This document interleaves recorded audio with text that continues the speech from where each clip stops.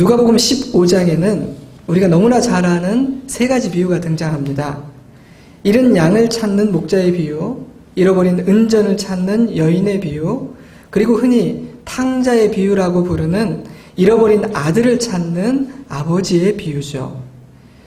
예수께서 이런 비유들로 말씀하시게 된 배경은 누가복음 15장 1절에서 3절에 기록되어 있습니다. 모든 세리와 죄인들이 이 말씀을 들으러 가까이 나오니 바리새인과 서기관들이 수군거려 이르되 이 사람이 죄인을 영접하고 음식을 같이 먹는다 하더라. 예수께서 그들에게 이 비유로 이르시되, 물론 그들의 마음이 이해되지 않는 것은 아니지만 이러한 바리새인과 서기관들의 반응을 보면서 저는 인간이 자신들의 좁은 편견과 작은 생각의 울타리를 넘어 하나님의 마음을 헤아린다는 것이 참 얼마나 어려운 일인가라는 생각을 하지 않을 수가 없습니다. 그렇기 때문에 우리들이 그 아버지의 마음을 조금이라도, 아주 조금이라도 헤아린다면 그것은 우리 실력이 아니라 성령 하나님께서 우리에게 주신 은혜라고 생각을 해요. 당시 바리새인들과 서기관들 중에서도 예수님에게 관심을 가졌던 사람이 적지는 않았던 것 같은데, 경건한 그들이 죄인이라고 단정을 지은 아주 수준 낮은 사람들과 거리낌이 없이 어울리는 그 예수님의 모습은 조금 열렸던 마음의 빗장을 다시 단단히 걸어 잠그게 만들었던 것 같습니다. 사역 초기에 어찌해서라든지 사람들의 비위를 잘 맞춰서 한 사람이라도 얻어내야 할 이때에 예수님은 그렇게 하지 않으셨어요. 이러한 전후 문맥으로 살펴볼 때 누가복음 15장에 기록된 세 개의 비유는 왜 예수님은 죄인들을 영접하고 죄인들과 어울리시는가라는 그들의 질문에 대한 예수님의 대답이었습니다. 누가복음 15장에 담겨있는 이 세 가지 비유의 공통점은 잃어버린 것을 간절히 찾는 마음, 그리고 그것을 되찾았을 때의 기쁨이라고 요약할 수 있습니다. 목자와 여인과 아버지는 소중한 것을 잃어버렸고 그것을 되찾게 되었을 때 아주 큰 기쁨을 느끼게 되죠. 그래서 이 세 가지 비유는 모두가 잔치를 여는 것으로 마무리가 됩니다. 내가 왜 죄인들과 어울리냐고? 나는 그들을 찾으러 왔기 때문이지. 하나님은 잃어버린 한 마리 양을 찾으시는 목자이시고 잃어버린 은동전을 찾는 여인이기도 하며 집 나간 아들을 기다리시는 아버지시란다. 오늘 함께 읽은 두 아들과 아버지의 비유는 이 세 개의 비유의 클라이막스라고 말할 수가 있습니다. 스토리는 아주 간단해요. 어떤 사람에게 두 아들이 있었습니다. 그런데 어느 날 둘째 아들이 아버지에게 찾아와서 자신에게 돌아올 그 유산을 달라고 요청합니다. 어차피 언젠가는 내 것이 될 것이니까 좀 땡겨서 미리 달라는 것이죠. 어찌 보면 마땅한 권리 행사인 것처럼 보이고 큰 문제가 없는 것처럼 보이긴 하지만 사실 이것은요, 아버지의 권위에 정면으로 도전하는 아주 무례한 행동이었습니다. 유산의 상속이라는 것이 아버지의 사후에 이루어지는 일이라는 사실을 감안해 볼 때 이 둘째 아들은 사실상 아버지의 죽음을 입에 담은 것과 마찬가지였으니까요. 그런데 놀랍게도 아버지는 이 둘째의 요청을 들어주셨어요. 신명기 21장 17절 말씀을 참고해 볼 때 이 첫째, 장자에게는 두 몫이 주어졌을 것이기 때문에 아마도 이 둘째 아들은 아버지 재산의 3분의 1을 손에 쥐고 집을 떠났을 거예요. 누가복음 15장 13절 말씀을 볼까요? 그 후 며칠이 안 되어 둘째 아들이 재물을 다 모아가지고 먼 나라에 가서 허랑방탕하여 그 재산을 낭비하더니 다 없앤 후 그 나라에 크게 흉년이 들어 그가 비로소 궁핍한지라. 둘째는 받은 유산을 가지고 먼 나라로 갔습니다. 저는 이 둘째 아들이요, 언제라도 돌아올 수 있는 가까운 나라가 아니라 먼 나라로 갔다는 사실을 주목합니다.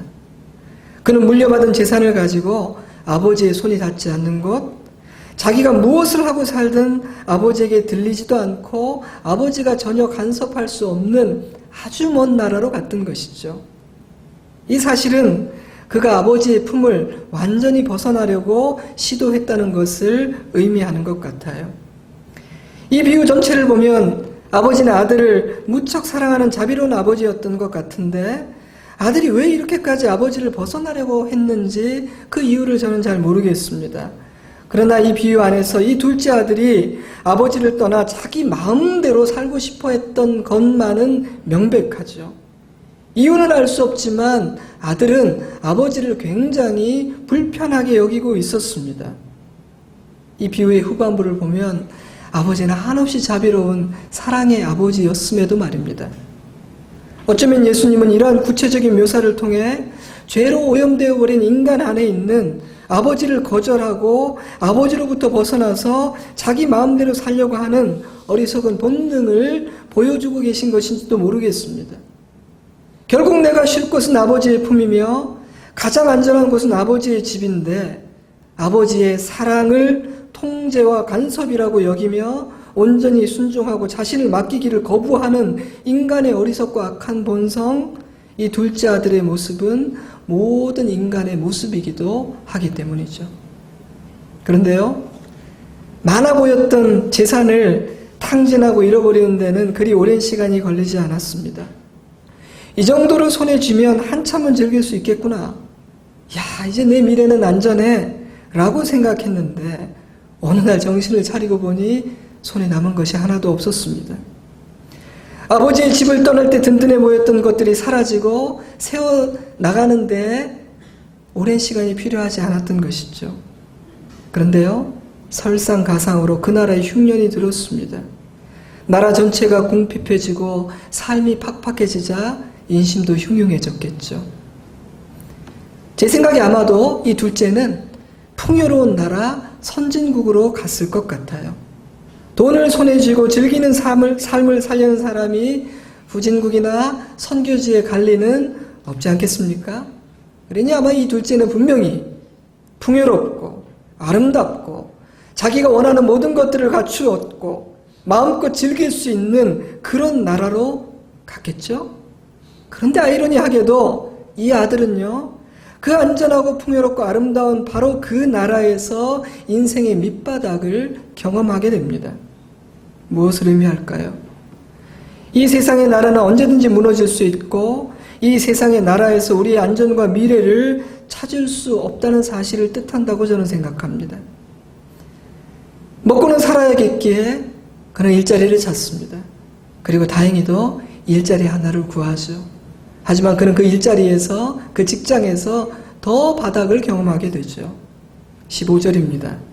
가서 그 나라 백성 중 한 사람에게 붙여 사니 그가 그를 들로 보내어 돼지를 치게 하였는데 그가 돼지 먹는 쥐염 열매로 배를 채우고자 하되 주는 자가 없더라. 돼지를 돌보는 일을 하고 받은 삭스로는 생계를 유지할 수 없었던 둘째는 돼지들이 먹는 쥐염 열매라도 먹어야겠다고 생각하는 지경에 이르고 맙니다. 이 쥐염 열매는 사람의 음식이 아니었지만 그런 것들을 생각할 상황이 아니었던 것 같아요. 그런데 그 쥐염 열매조차 주는 사람이 없었습니다. 무엇을 의미할까요? 철저히 혼자였다는 겁니다. 아무도 그를 돌봐주고 그를 아껴주지 않았다는 뜻이죠. 힘이 있고 돈이 있을 때 그의 주위에는 많은 사람이 있었을 것입니다. 하지만 힘을 잃고 돈을 잃자 그의 곁에는 아무도 없었습니다. 저는요, 예수님께서 아버지의 집과 이 아들이 즐기기 위해서 떠나갔던 그 먼 나라를 대비시키고 있다는 생각이 들었어요.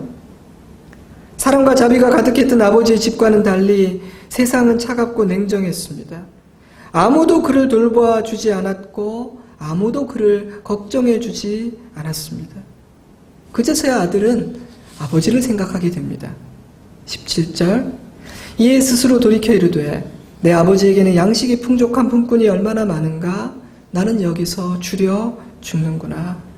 그는 비로소 자신이 한 짓이 얼마나 어리석은 짓인지를 깨닫게 되었습니다.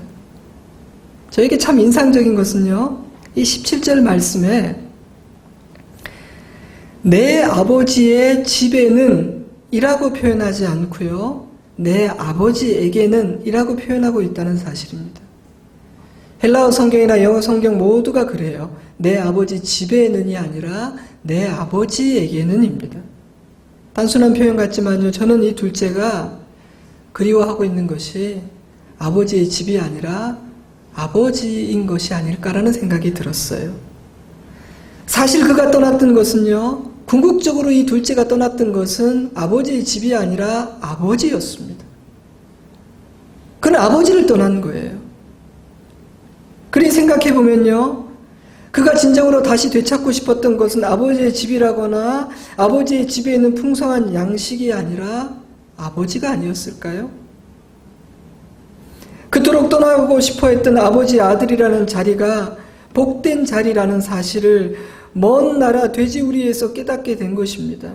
그는 다시 아버지의 아들로 살고 싶어졌습니다.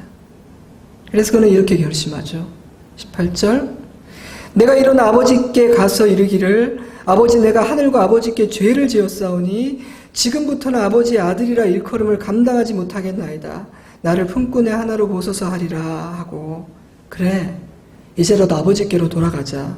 가서 지난날에 나의 어리석음과 죄를 고백하고 용서를 구하자. 하지만 차마 양심상 다시 아들로 대해달라고 내가 그렇게 말을 못하겠어.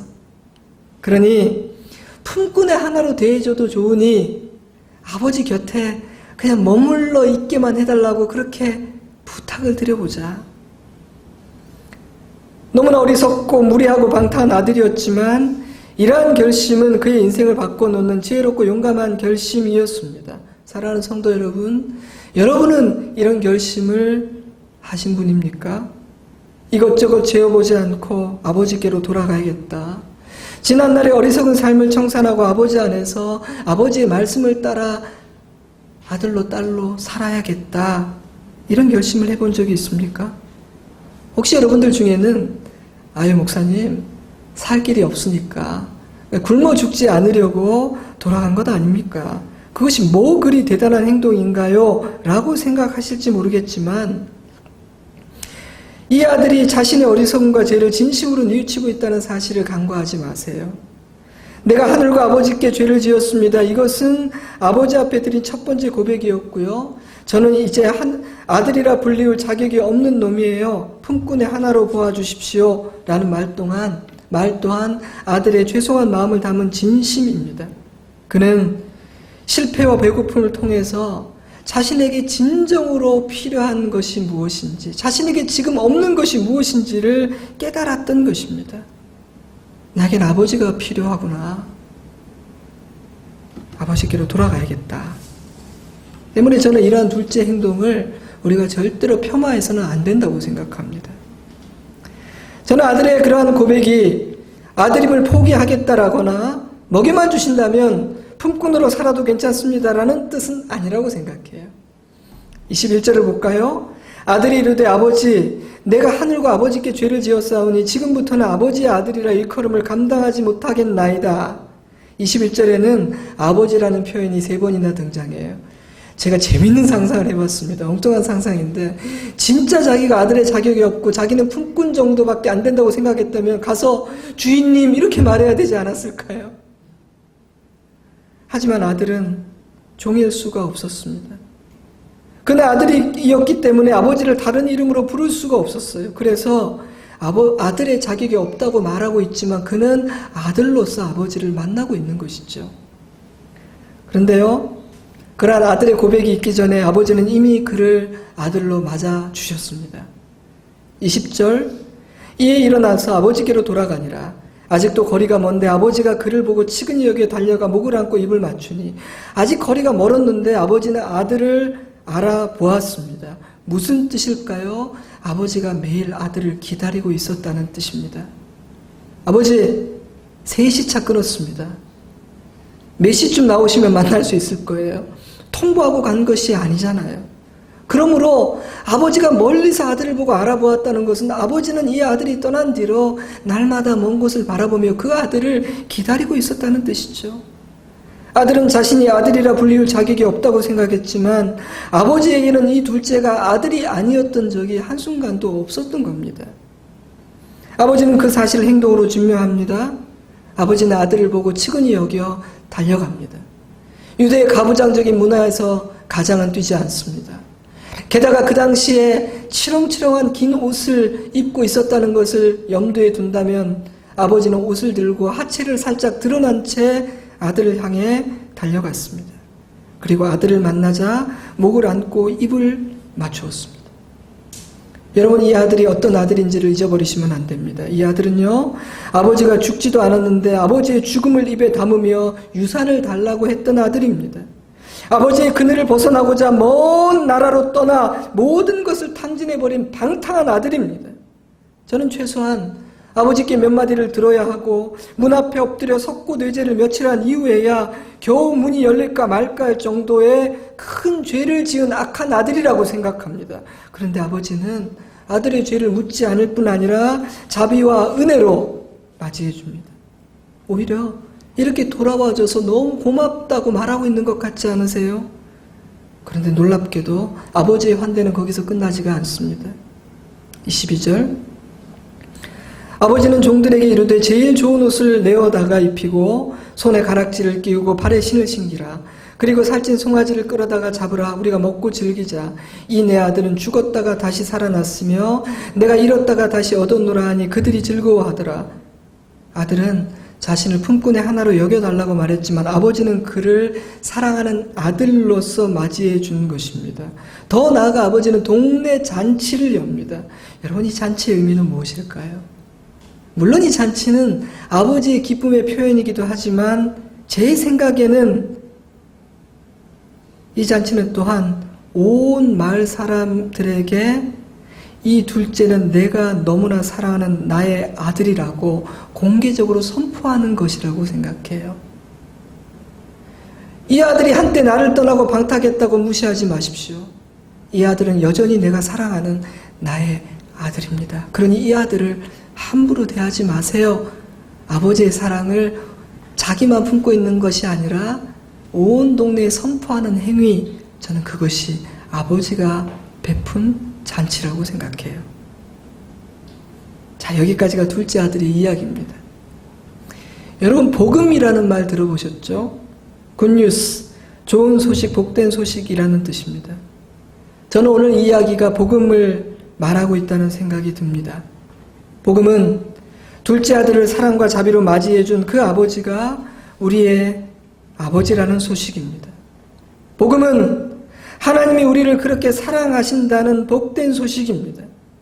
우리를 기다리신 아버지께로 돌아가는 자는 아버지의 환대를 받고 아들로서 딸로서 아버지의 집에 영원히 거하게 될 것이라는 소식, 그것이 바로 복음입니다.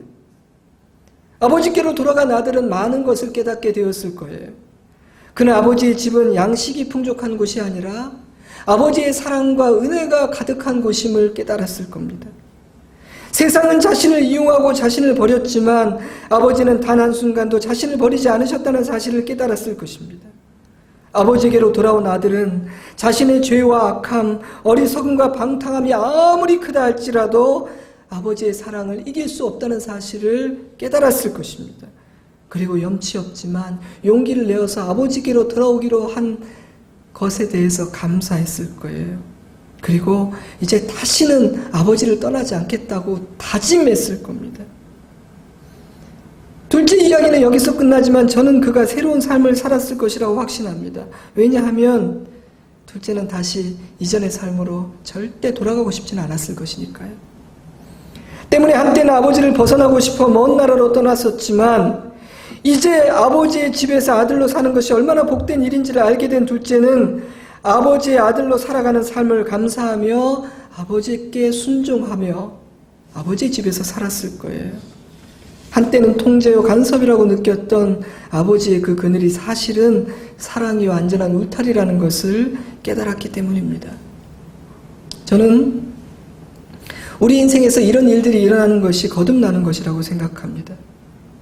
거듭나는 것, 이 중생은요, 이 아버지를 만나는 것입니다. 나의 어리석음과 죄인됨을 깨닫고 나를 사랑하신 하나님의 사랑의 크심을 깨달아 아버지께로 돌아가는 것이 거듭나는 것입니다. 그래야 이제는 먼 나라에서의 어리석고 방탕한 삶을 버리고 아버지의 집에서 새로운 삶을 사는 것, 그것이 거듭난 자의 새로운 삶입니다. 그런데 여러분, 그 과정에서 아들이 한 것이 아무것도 없습니다. 그의 선행, 그의 공로, 그의 도덕적인 삶이 들어설 자리가 없습니다.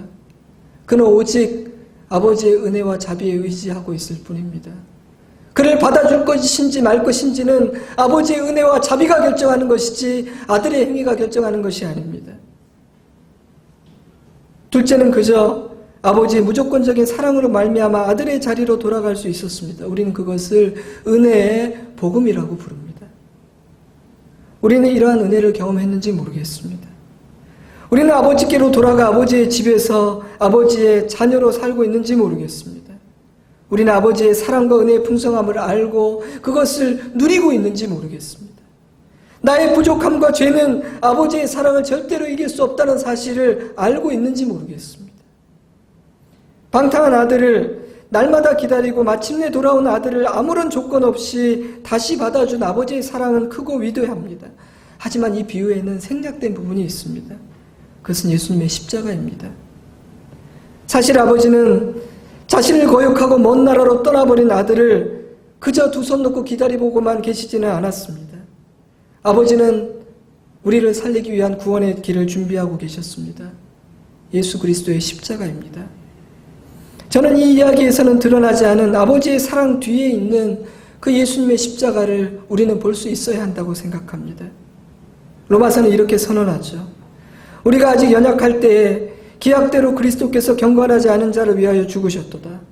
의인을 위하여 죽는 자가 쉽지 않고 선인을 위하여 용감히 죽는 자가 혹 있거니와 우리가 아직 죄인 되었을 때 그리스도께서 우리를 위하여 죽으심으로 하나님께서 우리에 대한 자기의 사랑을 확증하셨느니라. 멀리서 아들을 보고 치근히 여겨 달려가 안고 입을 맞춘 아버지의 사랑은 십자가로 드러났다. 십자가로 표현되었다. 십자가에서 확증되었다는 것입니다. 복음은 하나님께서 우리를 아무런 조건 없이 무한히 신실하게 사랑하신다는 복된 소식입니다. 복음은 우리를 위해 십자가에 달리신 예수 그리스도를 믿음으로 우리가 하나님의 자녀가 되어 아버지의 집에 거할 수 있다는 감사한 소식입니다. 그런데 어리석은 인간은 그러한 하나님의 사랑과 은혜 위에 인간의 선행과 율법을 더 씌웁니다. 만약 저와 여러분에게 선을 행할 능력이 있다면 얼마나 좋겠습니까? 하나님의 말씀을 온전히 지켜낸 실력이 저와 여러분에게 있다면 얼마나 좋겠습니까? 그러나 우리는 전적으로 무능하며 더럽고 부패한 본성을 지닌 자들입니다. 우리에게는 선을 행할 능력이 없고 우리에게는 사람을 진심으로 사랑하고 이해할 능력이 없습니다. 아니라고 생각하시나요? 그럼에도 불구하고 많은 사람들은 오직 은혜로 전적으로 하나님의 사랑과 은혜에 의지하여 우리가 의롭게 되고 하나님의 자녀가 될 수 있다는 사실에 의구심을 표합니다. 하지만 부패하고 무능한 인간의 본성과 그 밑바닥을 아는 사람이라면 인간이 오직 하나님의 사랑과 은혜로 구원받을 수 있고 천국에 들어가게 된다는 하나님의 말씀에 공감하지 않을 수는 없습니다. 에베소서 2장 8절 너희는 그 은혜에 의하여 믿음으로 말미암아 구원을 받았으니 이것은 너희에게서 난 것이 아니요 하나님의 선물이라. 행위에서 난 것이 아니니 이는 누구든지 자랑하지 못하게 함이라. 우리는 오직 아버지의 사랑과 은혜 안에서만 구원을 받고 죄와 염려와 이 세상의 모든 시끄럽고 더러운 것들로부터 자유함을 누릴 수 있습니다. 그럼에도 불구하고 인간은 자신이 감당할 수 없는 짐을 스스로에게 지우고 그것도 모자라서 다른 사람에게 지웁니다. 스스로 자신의 자유를 빼앗고 다른 사람의 자유를 빼앗습니다. 아버지의 사랑으로 구원받게 된다는 은혜의 복음을 진정으로 알지 못하기 때문입니다. 우리는 이 은혜의 복음을 경험했습니까? 우리는 아들이라 불리울 자격이 없는 나를 기다려주시고 맞이해주신 아버지의 품에 안겨서 목 놓아 울어본 적이 있습니까? 그리스도의 복음이 하나님의 사랑이 나를 자유하게 한다는 것이 아들로 산다는 것이 무엇인지를 경험해 보신 적이 있습니까? 요즘 다락방에서 갈라디아서를 공부하고 있습니다. 바울은 거짓 스승들에게 속아서 복음을 버리고 율법으로 돌아간 갈라디아 교회 성도들에게 이렇게 말하죠. 때가 참에 하나님이 그 아들을 보내사 여자에게서 나게 하시고 율법 아래에 나게 하신 것은 율법 아래 있는 자들을 속량하시고 우리로 아들의 명분을 얻게 하려 하심이라. 너희가 아들임으로 하나님이 그 아들의 영을 우리 마음 가운데 보내사 아빠 아버지라 부르게 하셨느니라. 그러므로 내가 이후로는 종이 아니요 아들이니 아들이면 하나님으로 말미암아 유업을 받을 자니라. 사람들은 은혜의 복음보다 도덕과 윤리에 대해 말하기를 더 좋아합니다. 사람들은 복음보다 그리스도인다운 삶에 대해 더 많이 말하기도 합니다. 물론 중요하지요. 그런데 왜 우리는 그런 삶을 살지 못하는 걸까요? 왜 우리 자신에게 다른 사람들에게 실망하게 되고 좌절하게 되는 것일까요? 그렇게 많이 말하는데 왜 그런 삶을 살지 못할까요? 애초에 우리의 능력으로 안 되는 일이기 때문에 그렇습니다. 새로운 삶은요, 오직 예수 그리스도의 십자가로 드러난 하나님의 사랑과 은혜 안에서 옛사람이 죽고 새로 태어난 사람에게만 가능한 일이기 때문에 그렇습니다. 본 어게인, 거듭난 자에게만 그런 일이 일어난다는 것이죠. 그런데 사람들은 은혜의 복음, 아버지의 조건 없는 사랑 안에서 자기를 발견하는 일을 먼저 하지 않고 자꾸만 삶을 이야기하려고 합니다. 그러다 보니 그렇지 않으면서 그런 척하는 외식이라는 것이 생기게 되고요. 그러다 보니 자기 의를 주장하게 되고요. 그러다 보니 다른 사람을 판단하고 이해하지 못하고 용서하지 못하게 되기도 합니다. 그러다가 우리는 아버지의 집에 거하는 아들과 딸로서의 기쁨과 평강과 감사를 잃어버리게 됩니다.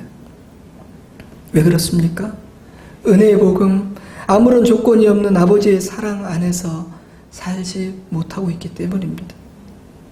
사랑하는 성도 여러분, 우리는 은혜의 복음을 알고 있습니까? 우리는 그 은혜의 복음 안에서 살고 있습니까? 우리는 은혜의 복음으로 다른 사람을 대하고 있습니까? 다른 사람이 나를 어떻게 대해주느냐를 묻고 있는 것이 아닙니다.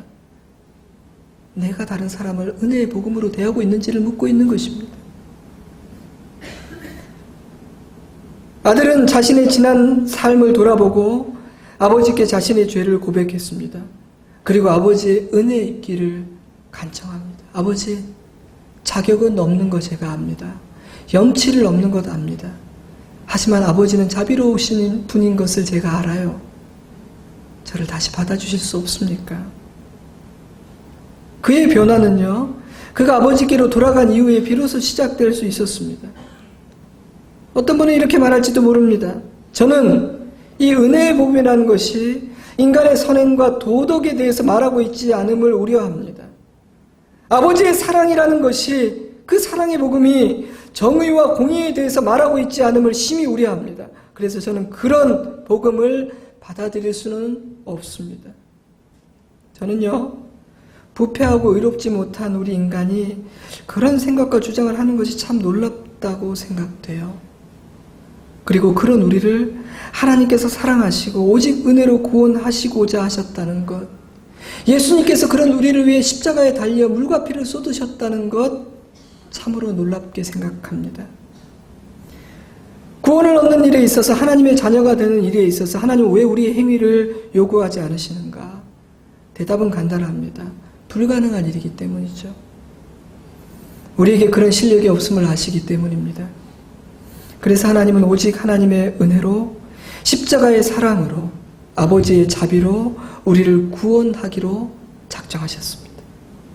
그러면 삶은요, 그러면 선행은요, 너무 걱정하지 마십시오. 은혜의 복음은 우리를 변화시킬 것이기 때문입니다. 은혜는 우리를 새롭게 할 것이며 십자가는 우리를 예전처럼 살도록 내버려 두지 않을 것이기 때문입니다. 아버지의 집으로 돌아간 아들은 예전의 삶으로 돌아가지 않을 거예요. 오히려 도덕과 선행을 걱정하고 말하는 우리가 은혜의 복음을 받아들이지 않는 것이 문제입니다. 우리는 은혜의 복음 안에서 죽고 다시 태어났습니까? 우리는 아버지께로 돌아가 그 품에 안기었습니까? 말씀을 맺겠습니다. 가난, 굶주림, 그리고 고독함. 둘째 아들은 먼 나라에서 많은 문제와 마주하게 되었습니다.